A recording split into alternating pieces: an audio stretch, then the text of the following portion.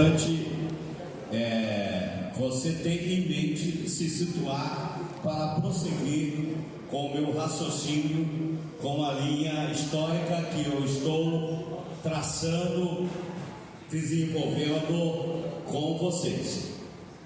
Mas qual foi o versículo, o texto bíblico que nós usamos, irmãos? Atos 1, 8.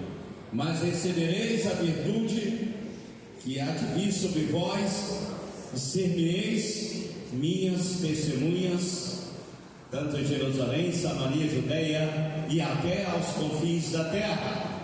Ok? Bem, importante entender, preste bem atenção, é importante entender qual a nossa ligação histórica, causal, com qual avivamento. Esse é o primeiro ponto. Nós temos a ver com um despertamento espiritual de Chicago, ok? Então isso é o que nós precisamos deixar bem claro aqui. Esse é o primeiro ensinamento importante. Então, você tem pessoas impulsionadas, e Deus usa pessoas, Deus usa gente, Deus usa crentes, chamados, vocacionados para fazer a sua obra no poder do Espírito Santo. Amém, irmãos? Então, o que nós estamos falando em primeiro lugar e tentando e buscando, melhor dizendo, enfatizar, são os nossos vínculos, são as nossas origens, as nossas raízes históricas, bíblicas e teológicas, nossas características.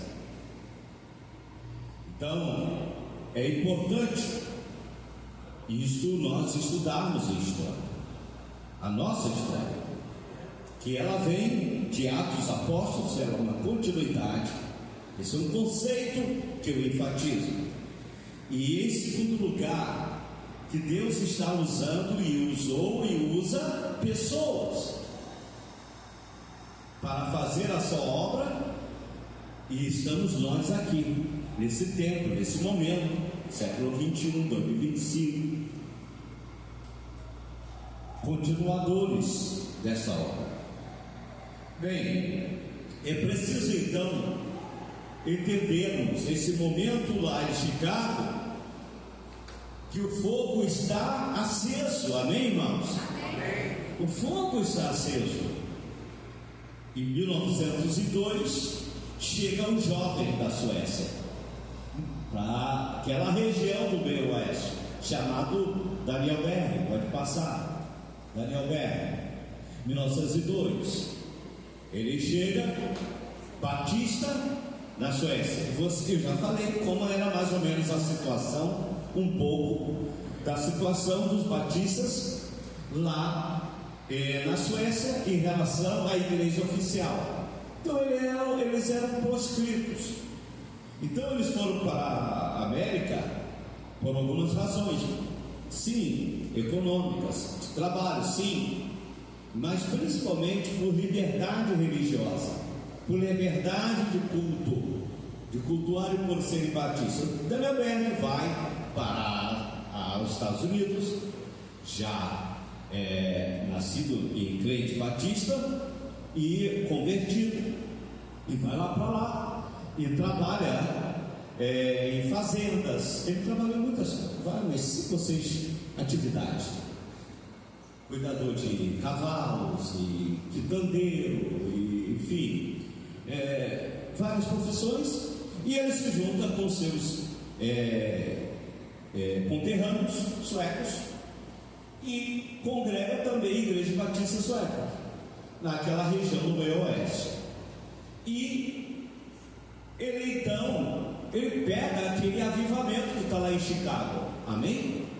Ele pega aquele avivamento Ele crê também, né? Depois de ter voltado à Suécia, após 8 anos está nos Estados Unidos, ele volta à Suécia e encontra com um amigo de infância chamado Levi Petros, que veio a ser o grande pastor da igreja Filadélfia de Estocolmo, que veio a ser a igreja que sustentou vários missionários e enviou e sustentou missionários para trabalhar no Brasil. E ele se encontra então com Levi Petros, que já era batizado com o Espírito Santo, isso por volta de 1906, 1907 mais ou menos. E Petros lá na Suécia fala para Daniel Berg sobre o batismo do Espírito Santo. Daniel Berg volta para os Estados Unidos e se interessa também por essa novidade, vamos assim dizer, que estava acontecendo já entre as igrejas batistas suecas. E ele é batizado com o Espírito Santo em 15 de setembro de 1909. Ele é batizado com o Espírito Santo.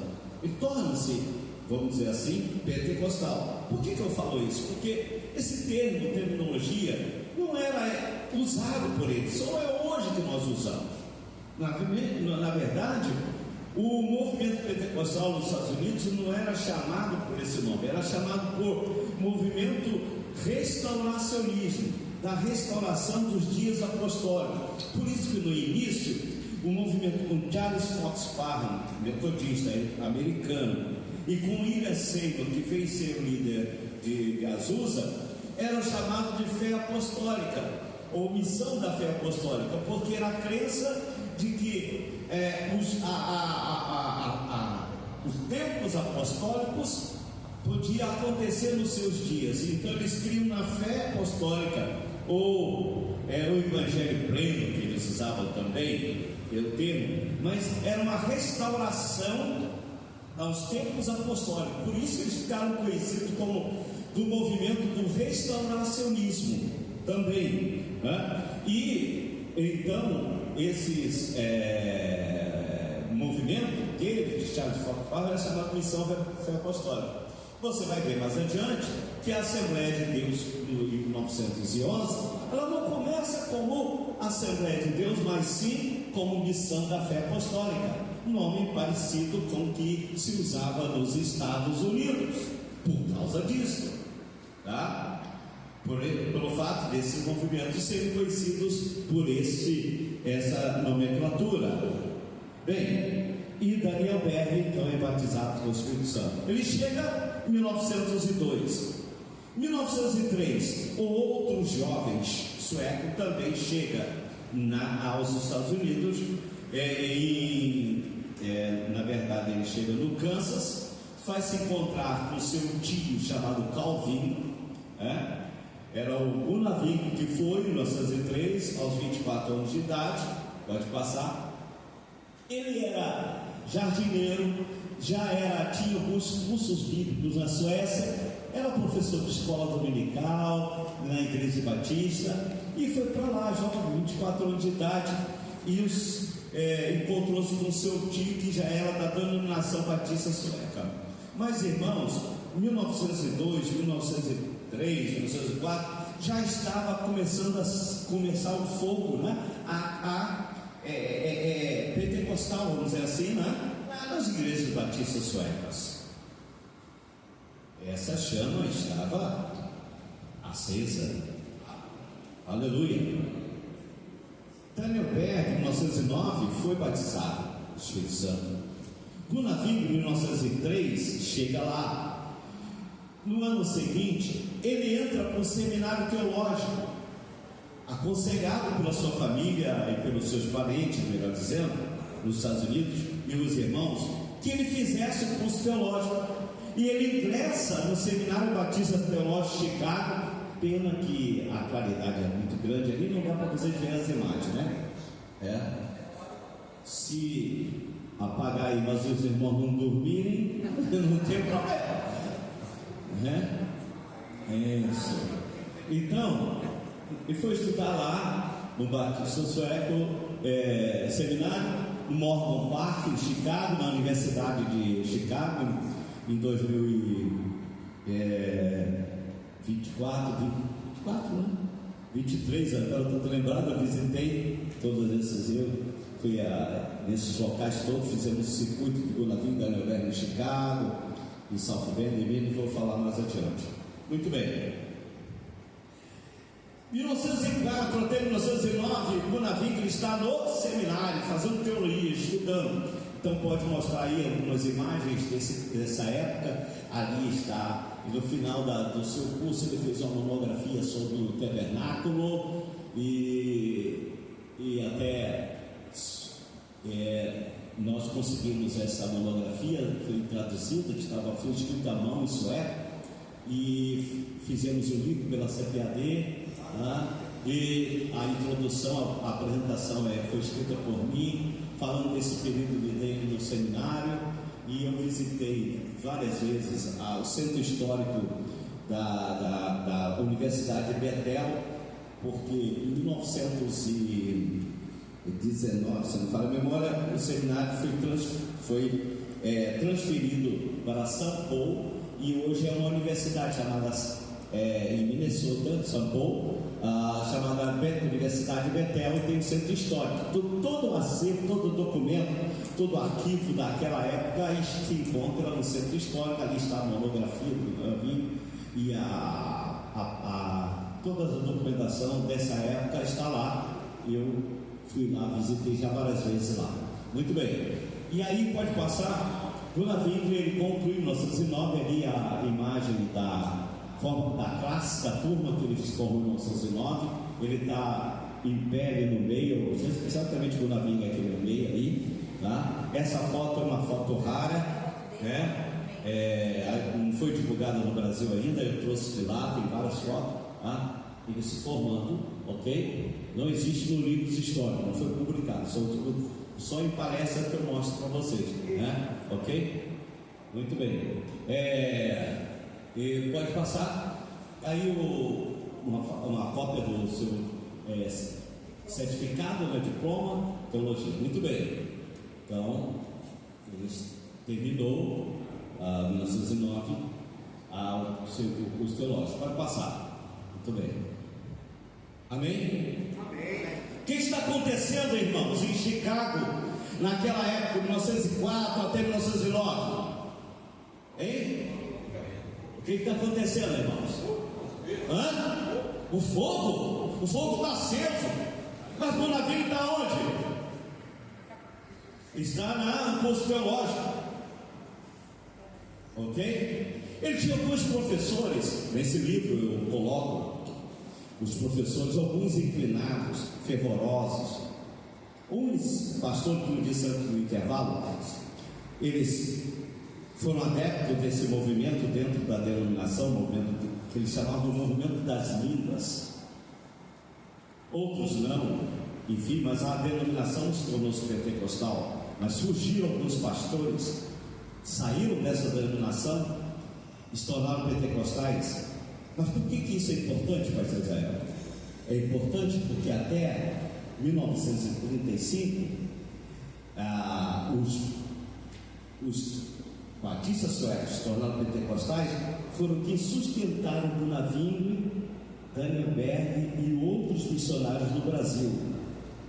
Eles recebiam o sustento financeiro desses que se tornaram pentecostais lá nos Estados Unidos. Então vinha a ajuda de duas frentes, dos Estados Unidos, e vinha do Estocolmo, da Suécia, para sustentar os missionários.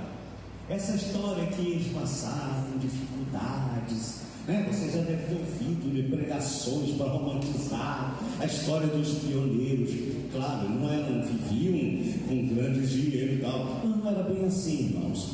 Eles recebiam salário, sustento. Existe um livro sobre a missão sueca no Brasil, que não foi traduzido em português. Aliás, não foi publicado. Traduzido foi, mas não foi publicado em português, chamado E Tudo Começou no Pará, a história da missão sueca no Brasil, que conta tudo, a parte financeira, tudo, quando começou o contrato, o envio deles, tudo isso, irmãos. Por que eu falo isso tudo? Porque Deus utiliza as organizações, a estrutura, Deus utiliza os recursos, utiliza as pessoas para fazer a sua obra. Agora, existiu milagres, existiu sobrenaturalidade? Claro que existiu, né? Claro que sim. Aonde a nossa vida cristã claro que é muito mais fé do que razão, né? Mas esses homens, eles tinham sim um amparo, assim, um sustento de certa forma. Então, Dona Wingler, ele sai do seminário em 1909 e ele vai pastorear uma igreja lá em Menominee, no Michigan, e uma igreja batista sueca. Mas essa igreja, na verdade, ele dirige a igreja e ele se candidata a ser missionário na Índia. Ele tem uma noiva e eles se candidatam a uma missão batista americana para ser missionário na Índia. Mas um belo dia ele sente que essa não era a vontade de Deus para ele e começa numa crise de falta de direção de Deus. Isso está no Diário do Pioneiro. Eu estou falando, está no Diário do Pioneiro. E ele diz que, conta no Diário do Pioneiro, que não sentia que deveria ir. Então algumas pessoas sabem disso. Uma irmã que já era batizada no Espírito Santo disse para ele: irmão Vinho, Deus vai te usar sim como missionário, mas eu sinto, o Senhor Deus me fala que o irmão vai ser missionário, vai ser usado na sua obra após passar pela experiência do batismo do Espírito Santo. O navio, ele segura essa palavra e se interessa em buscar essa bênção. Por que, irmãos? Porque em Chicago está se falando sobre o batismo do Espírito Santo. Há um avivamento, despertamento pentecostal está acontecendo naquela região. E Gunavino está ali no Michigan, perto ali de Illinois, naquela região. E ele resolve, então, ouve falar, melhor dizendo, de uma conferência de edificação espiritual que teria característica pentecostal em Chicago. Ele conta no Diário do Pioneiro que foi na primeira igreja batista sueca, mas nós não encontramos, eu não encontrei, várias pesquisas que eu fiz lá no Chicago, enfim, não encontrei nos registros da primeira igreja batista sueca de Chicago nenhum evento nesta época, mas a igreja que liderava este avivamento era a segunda. E a conferência que ele diz respeito foi realizada pela segunda igreja batista sueca, de 17 a 21 de novembro de 1909.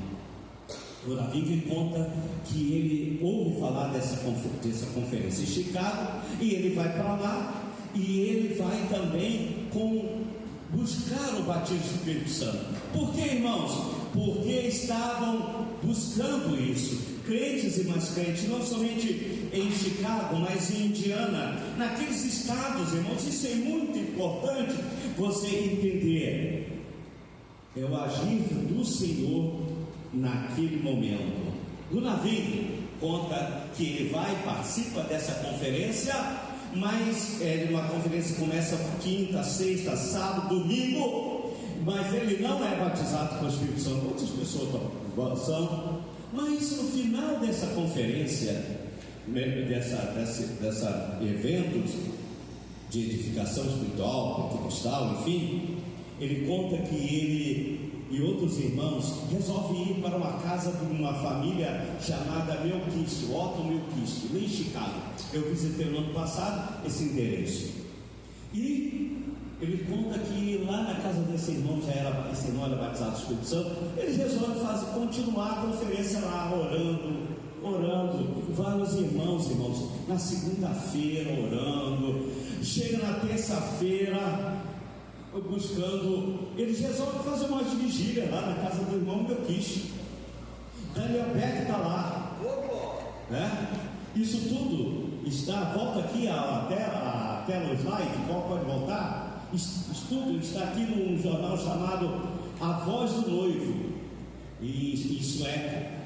Esta aqui, lembra que eu falei de memória no início da minha palestra, de descoberta do trabalho do historiador? Essa informação foi uma das que eu como historiador descobri, né, textos, e passei para os pesquisadores internacionais. Eu não tinha essa informação, porque eu tenho acesso a todos os jornais em sueco.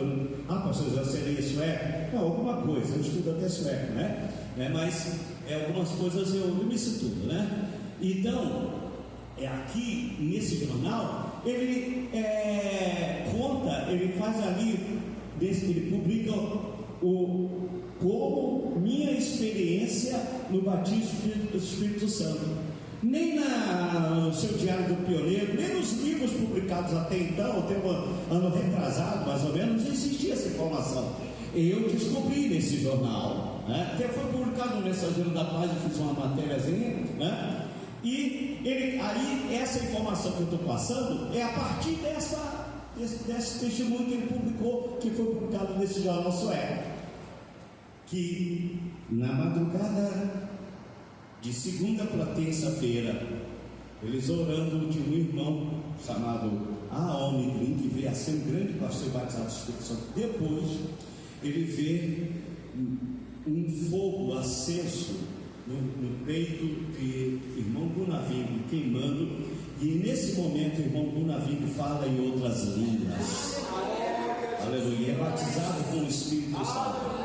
Gunaving volta para a sua igreja em Benómine e todo alegre e feliz para falar do batismo do Espírito Santo. Os irmãos disseram: aqui não, nós não queremos isso aí que está acontecendo em Chicago, nós não queremos aqui. E expulsam ele da igreja.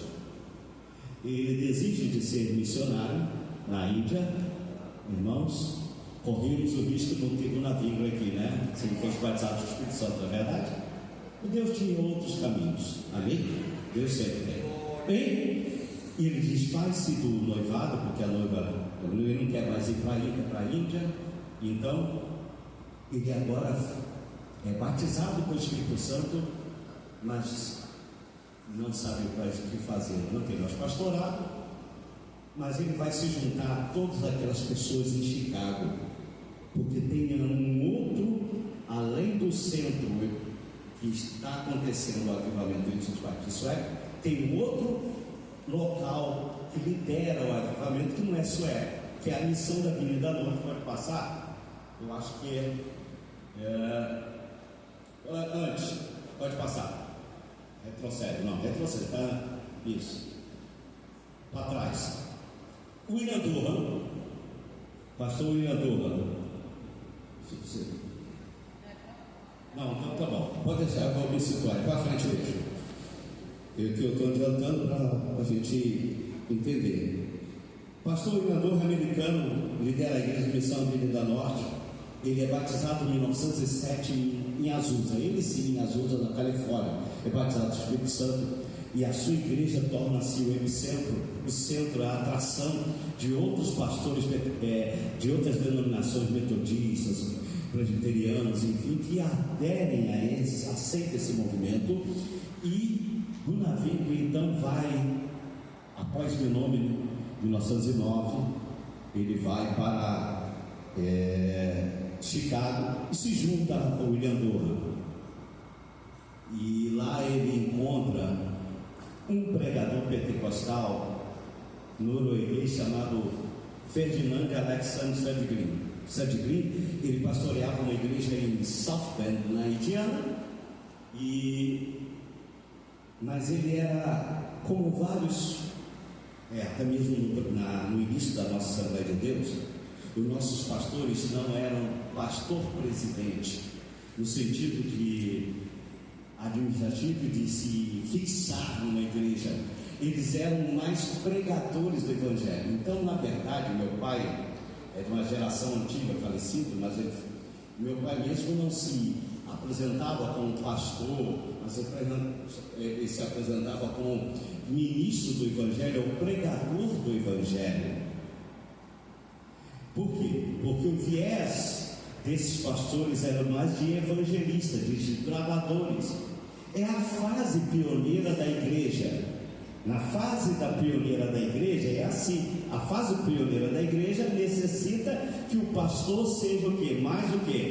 Mais pregador, mais desbravador, mais evangelista. Tá? Eu não estou falando aqui de dom, estou falando dele. Mas, na verdade, a geração primeira pentecostal, ele era mais itinerante. Ele queria abrir. Se você ler no dicionário do movimento pentecostal, a maior parte dos pastores não ficavam fixo numa igreja, como hoje fica 10 anos, 20 anos, né? E só sai quando, deixa eu falar. Então, Ferdinando Sandegrini ele pastoreava South Bend, Indiana, mas ele gostava mesmo era de viajar pelos Estados Unidos pregando. Gunavik conheceu ele em Chicago, na missão da Avenida Norte, e Sandegrini disse: eu vou fazer uma temporada, vamos dizer assim, né? De pregação. Bom, Gunavik, você não quer ir para South Bend? Para lá? No meu lugar lá me ajudar? Ele era o pastor, só que o Sandegrini era o pastor lá. E ele foi 2 horas e meia de carro, de Chicago para South Bend. Foi de trem. E lá ele começou a se reunir com os irmãos lá, porque a igreja de Indiana já era uma igreja batizada do Espírito Santo. Tinha uma família lá, família Udin, e na casa da família Udin, a mão Adolfo Udin, tinha cultos aos sábados, reunião de oração, crentes avivados, e a família todos ali avivadas.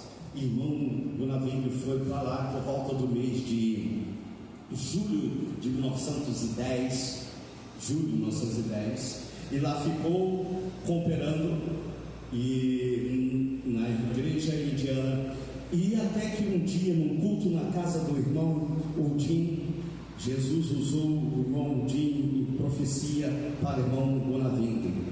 E o irmão Udin disse: olha, eu vejo o irmão indo para um lugar de nome Pará.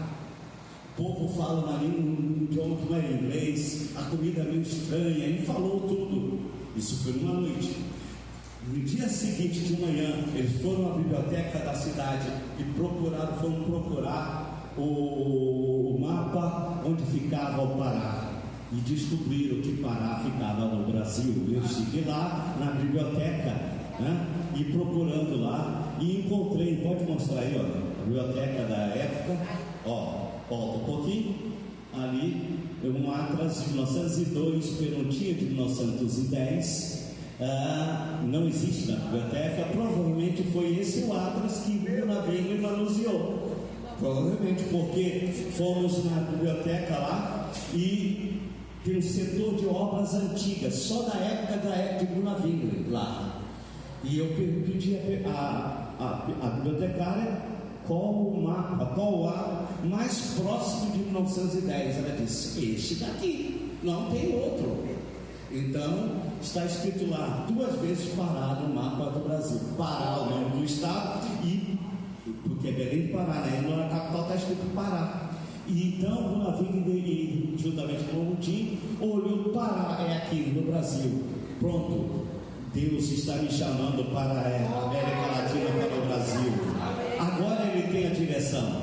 Daniel Berg resolve ir também se juntar, porque havia conhecido Gunavik e foi para lá, para South Bend, se junta. Deus também usa o Udin, e Jesus fala: olha, o irmão vai acompanhar o irmão Vingre para o Brasil. Deus está me falando. E os dois, agora sim, Deus nos está nos chamando para o Brasil. Isso era volta do finalzinho de setembro, porque eles ficaram lá em Indiana de julho, agosto, setembro, finalzinho de setembro.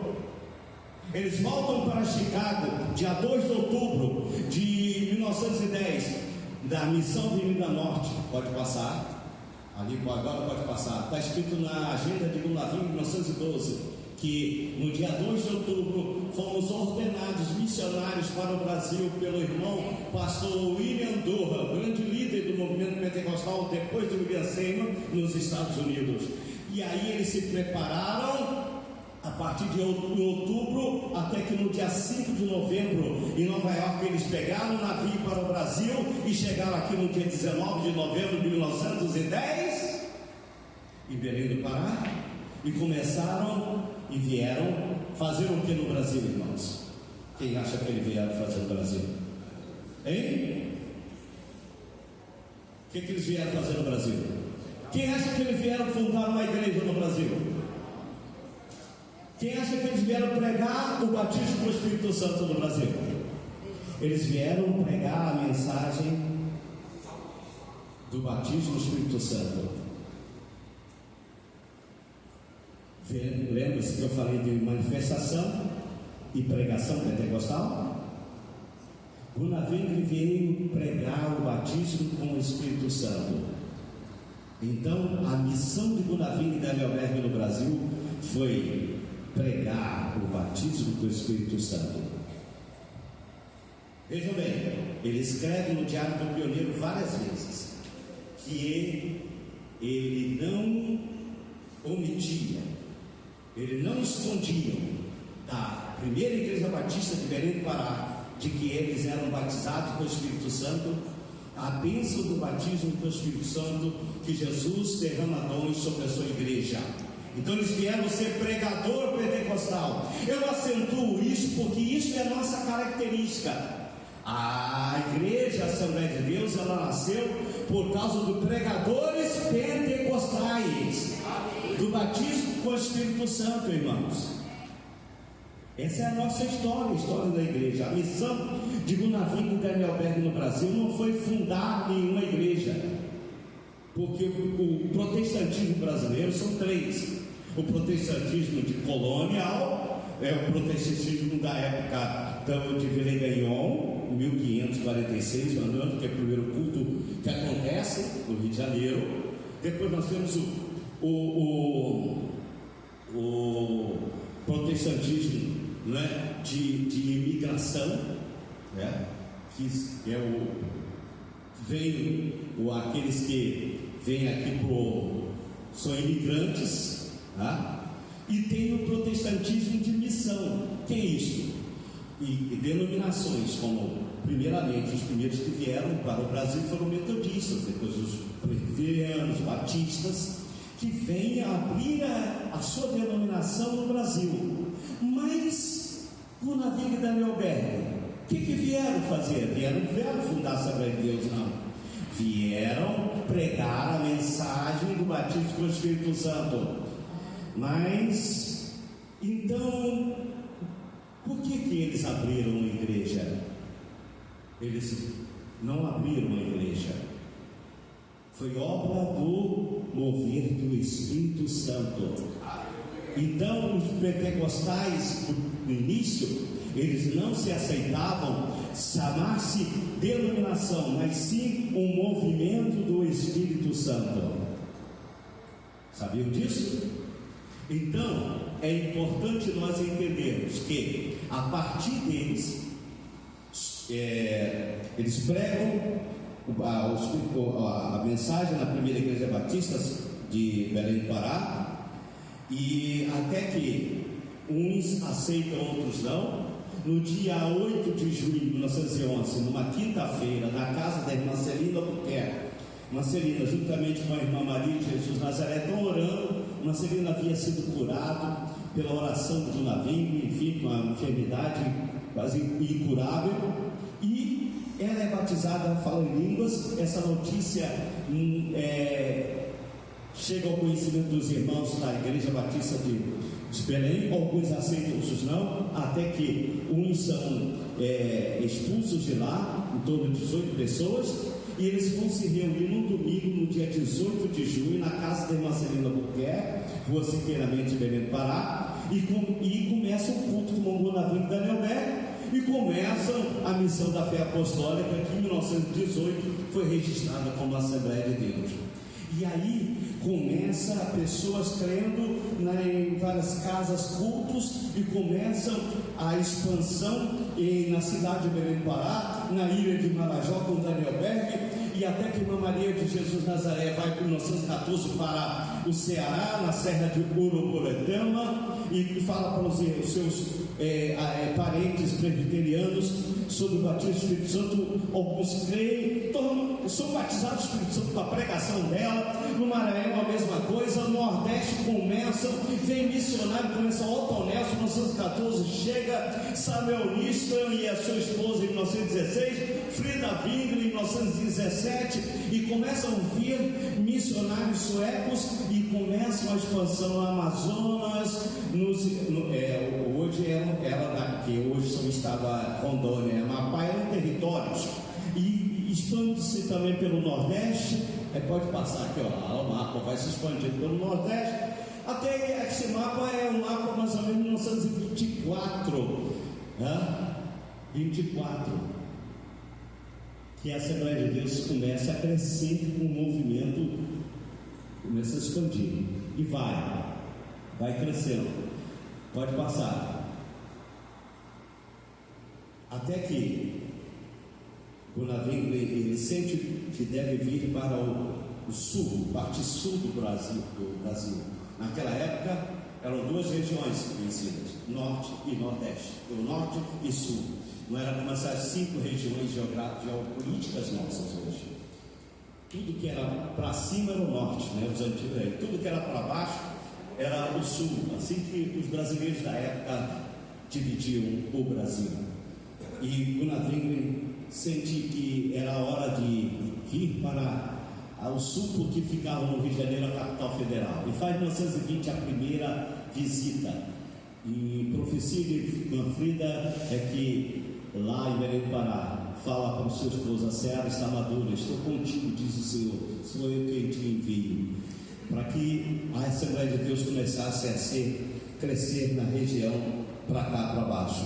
Bem, e aí ele faz em 1920 a primeira visita, depois de 1923, pode passar, e chega aqui no 1920, no desembarque, em 7 de julho, ele faz a primeira oração na Praça 15.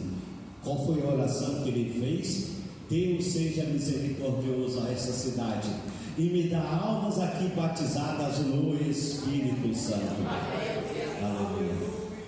Então, irmãos, durante 19 dias no Rio de Janeiro, o Navim falou 14 vezes sobre o batismo no Espírito Santo. Está ali na agenda dele, 1920. Muito bem, pode passar. 20, ele encontra aqui no São Cristóvão uma igreja chamada Igreja do Orfanato do missionário James Roberts, que também era pentecostal, e ele se une a esse irmão. Várias pessoas são batizadas no Espírito Santo. Pode passar. E 23 ele vai, e até que ele volta para Belém do Pará, mas os irmãos vindo de Belém do Pará, na casa da família Brito, pode passar, eles resolvem fazer cultos. E se vários irmãos vieram de Belém do Pará e outros que eram funcionários públicos do Rio de Janeiro, resolvem fazer cultos, enfim, e até que no dia 30 de abril de 1924, eles resolvem fundar a Assembleia de Deus no Rio de Janeiro. Pode passar, essa é uma imagem sobre da época. Pode passar. Muito bem. Quem já tem essa Bíblia aqui, dos 100 anos do centenário, tem o encarte histórico que eu fiz, que conta toda essa história que eu estou contando agora. Ali a ata que do primeiro grupo, tendo o irmão Heráclito de Menezes como pastor interino, João Nascimento como diácono e Paulo Lema Matalão, que não era nem batizado ainda nas águas, como secretário. Esse Heráclito de Menezes é igual o Melquisedeque no livro de Hebreus, ninguém sabe de onde veio nem para onde foi, Eu até hoje não consegui nada da vida dele, e ele perdeu uma grande oportunidade de ser o pastor. Aliás, na verdade, não foi oferecido ao pastor Adriano Nobre para ser o pastor do grupo, quando ele não quis. O irmão Heráclito Menezes aceitou, mas ninguém sabe, só sabe que está registrado o nome dele, mas ninguém sabe quem é ele não tem biografia dele, né? Não consegui até hoje, né? Olha que eu consigo coisa, né? Mas não bem, é só um detalhe. Muito bem, então pode passar, irmãos. O que acontece? A igreja escreve, os irmãos escrevem para Belém do Pará, o navio que estava lá em Belém do Pará, e diz: olha, manda um pastor para o Rio de Janeiro. Mas Deus já estava dirigindo o navio para vir para cá, para o Rio de Janeiro, e capital federal. E ele conta que a igreja em Belém do Pará disse: é o Senhor que nós devemos enviar para lá. E aí a igreja aprovou, e ali no jornal Boa Semente tem a notícia da chegada deles no Rio de Janeiro. Infelizmente não tem até hoje uma cópia melhor do que aquela, mas graças a Deus, mesmo assim, um borrão pelo menos está escrito assim: em demanda do Rio, quer dizer, em direção ao Rio, tá? São terminologias do passado, não é briga, né? Demanda hoje tem outra conotação, né? Mas na verdade naquela época é em direção ao Rio, tá?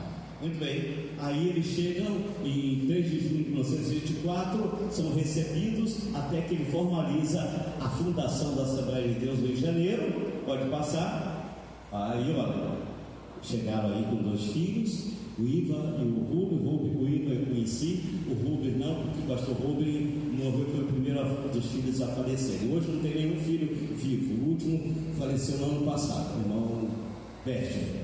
Muito bem. É oficializado em 22 de junho a Assembleia de Deus do Rio de Janeiro, e começa então o mover do Espírito Santo no estado do Rio de Janeiro. Vamos lá, para terminar já. Muito bem. Realiza-se os batismos, primeiros batismos na Praia do Caju, extinta. Tinha praia no São Cristóvão também, tá? Pode passar. E aí os primeiros locais estão na Bíblia do Centenário, essas informações. Primeiros locais de culto, primeiro na casa da família Brito, depois os primeiros locais. Pode passar? Muito bem. Pode passar, que eu estou encaminhando para o passo final. Pode parar aí. Muito bem. Gunnar Wingren tem uma estratégia evangelística para a expansão das Assembleias de Deus no Rio de Janeiro. A mesma estratégia que Deus deu a Paulo Lema Macalão, o navio também utilizou-se. Qual foi? Utilizar-se do meio de transporte, o meio de alcançar as pessoas, os locais do estado de Janeiro, que era a estrada de ferro. Então ele utiliza-se da estrada de ferro, vou mostrar daqui a pouco, para a região de Vassouras, tá? Onde é Patirofé, Vassouras, enfim, 3 Rios, já para cima, norte Fluminense. E Deus levanta irmãos que pertenciam ao grupo dos Irmãos Unidos, ou irmãos de Paramount, tá? Que eram grupos de crentes que não eram pentecostais, mas eram avivados, enfim. E Jesus salva aquele número 4 ali, ó, irmão Silvério de Almeida Campos, que era do grupo dos Irmãos Unidos, que era um corretor de imóvel. E então Gunnar Wingren é levado pelo irmão Silvério Campos aos irmãos da região, o que é hoje de Jaceruba, né? Aqui no Nova Iguaçu, lá para cima. E Jesus converte Manuel Pereira Leite, Manuel dos Santos e João Silveiro Campos. Então ele abre a igreja de Belfor Roxo, tá? Esses irmãos tornam-se pastores, esses grupos dos Irmãos Unidos se tornam pentecostais, tá? Não tinha esse nome, não era esse nome de hoje, tá? Na Bíblia do Centenário tem tudo isso, é o que eu estou falando. E então os primeiros pastores das Assembleias de Deus, essa é a foto mais antiga da liderança dos pastores das Assembleias de Deus do estado do Rio de Janeiro. Os primeiros, Bernardino Pedro Ramos, são dos os irmãos unidos, que veio ser pastor de Duque de Caxias e demais, José Antônio de Carvalho, José Pimentel de Carvalho, todos são alcançados por essa geração aqui, Adão Reis e Irineu Reis, que são os pioneiros lá hoje, que é Patília Ofélia, essa região toda. Então, Gunavingre, a visão de Gunavingre não é propriamente a evangelização, mas tornar esses grupos pentecostais. Por quê? Porque ele crê que um crente batizado no Espírito Santo, cheio do poder do Espírito Santo, no ímpeto do Espírito Santo, ele vai levar a mensagem e pregar. Então foi assim que aconteceu.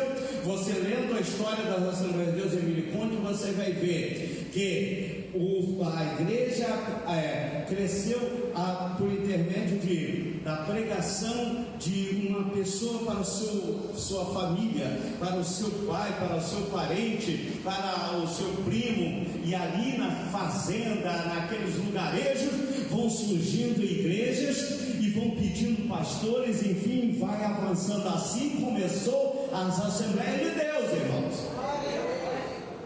Foi dessa forma no Rio de Janeiro. Então pode passar aqui para a gente concluir. Aí, olha, essa foto aqui, essa imagem é da malha ferroviária da Central do Brasil, que vai até Minas Gerais, vai subindo pelo norte do estado do Rio de Janeiro, em direção ao Espírito Santo, começando ali na Central do Brasil, principalmente pela linha de ferro extinta chamada Estrada do Rio Douro. Vocês já ouviram falar? Essa estrada de ferro, ela começou para trazer água que hoje daquela região de Tinguá, né? Tinguá, para a São Cristóvão, mas depois tornou-se linha de ferro de transporte de pessoas. E então Gunavingre se utilizou, foi levado pelos irmãos para lá, evangelizando, e foi ali estabelecendo a igreja. Ao mesmo tempo, como disse Emílio Conde, em 1930, 31, no Rio de Janeiro existia uma verdadeira colmeia de pregadores pentecostais do Rio de Janeiro, indo em todas as direções. E João Evangelista vai para a região, atravessa a Baía da Guanabara, vai para a região que hoje é chamada a região Baixada Litorânea, como Silva Jardim, Rio Bonito, lá para cima em região de Cachoeira de Macacu, né? E outros são usados lá para Marquias de Oliveira, que está ali naquela foto, para Macaé, região dos Lagos. Paulo leva Macalão, ele vai em direção, pega outra direção da estrada de ferro em direção ao sul fluminense, começando por Realengo, pregando as estações e abrindo. Surge o ministério de Madureira, que começou por estação em Realengo, depois estabelece a sede em Madureira, e em 29 vai ser centenário. E Deus foi usando e surgindo as gerações de crentes e crentes. Essa é a nossa história, irmão.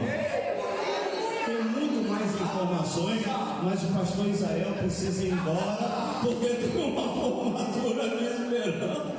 Amém? Agora, vejam bem, preste bem atenção. Glória a Deus. Aleluia. Essa é a nossa história, não é? Pode passar aqui a parte final. Ali, olha, isso é interessante, aquela região lá, ó. Tem hoje ainda Conrado, enfim, que hoje Japeri era outro nome, enfim, tá? Mendes, Gunavingre esteve lá em Mendes, né? É interessante a visão desses pioneiros. Eles acreditavam, irmãos, nos pequenos, como aquelas fontes de um rio, né? Aquele olho d'água às vezes, né? Aquela coisa, né? Eles acreditavam que aquelas pequenas fontes um dia se tornariam um rio Amazonas, né? Eles acreditavam. Então, esses homens iam para aqueles lugares inconcebíveis de hoje, que eles viessem ao Brasil e iriam visitar, lá no meio do mato, né? Não estariam na capital, em cidade grande, não. Eles acreditavam, eles tinham fé que naqueles lugares iriam crescer, ia surgir, ia brotar, ia germinar e tornar-se uma árvore frondosa, como é a nossa igreja.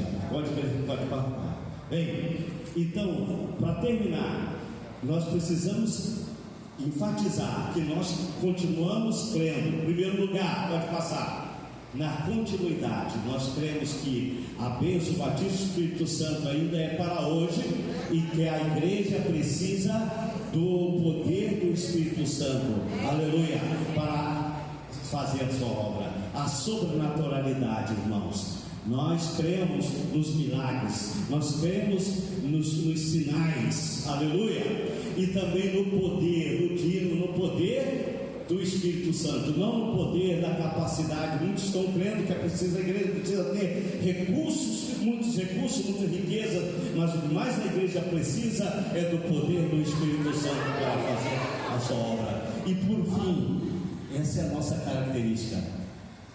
Nós gostamos, né, de em conjunto cantar, homens, mulheres cantar, né? De estarmos juntos, essa sinergia, não é? De fazer essa obra de uma maneira usando pessoas de todos os níveis intelectuais, condições financeiras. É assim a nossa característica, é assim que a igreja se move e vai sendo movimentada. Amém, irmãos? O Espírito Santo pode ser derramado ainda hoje. Glória a Deus. De modo que isso é a nossa história, do dia de Pentecostes até hoje. Aleluia. E glória a Deus. Temos muito a falar, poderíamos falar muito mais aqui, mas por fim, é interessante, chamou a atenção dos pesquisadores esse avivamento de Chicago, que era um tanto desconhecido até mesmo nos Estados Unidos. O avivamento de Azusa, que é o mais falado, enfim, teve importância sim, mas o de Chicago é ele que tem a ver com nossa ligação histórica, né? De modo que vários pesquisadores do pentecostalismo, enfim, se reuniram, me convidaram para fazer parte, fizemos pesquisa e no final de 2024 foi lançado nos Estados Unidos um livro chamado em inglês Revisando a História Pentecostal, Contribuições dos americanos e escandinavos para o desenvolvimento do pentecostalismo. E a maior expressão desse avivamento de Chicago entre os escandinavos americanos são as Assembleias de Deus no Brasil. E aí eles me convidaram para escrever o capítulo 8 sobre Gunaving e Daniel Berg. Foi publicado em inglês primeiramente esse livro aqui, e tem a promessa da CPAD em lançá-lo em português, tá bom? Então glória e honra sejam dadas ao nome do Senhor por isso. Amém? E por fim eu quero falar aqui, foi distribuída aqui uma propaganda dos cursos livres e online da nossa faculdade. Eu quero chamar a atenção do Masterclass. Quantos aqui já fizeram um curso teológico e já tem seu certificado? Pode levantar a mão? Muito bem. O Masterclass é para você. Você tem 50% de desconto nesse curso.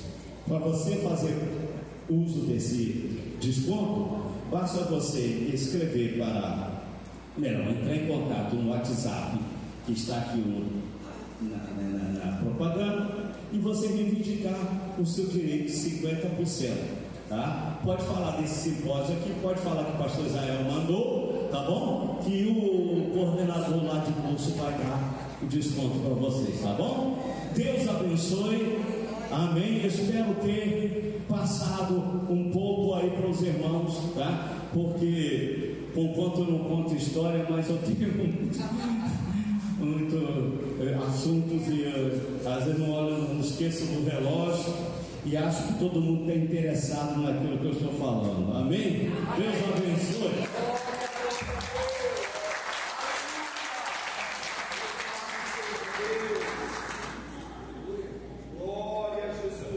Fala glória a Deus, irmãos. Glória a Deus. Vou fazer a pergunta que eu fiz ontem para o palestrante ontem. Quantos receberam mensagem? Diga amém. Amém. Quantos querem que ele volte? Amém. Na escola dominical.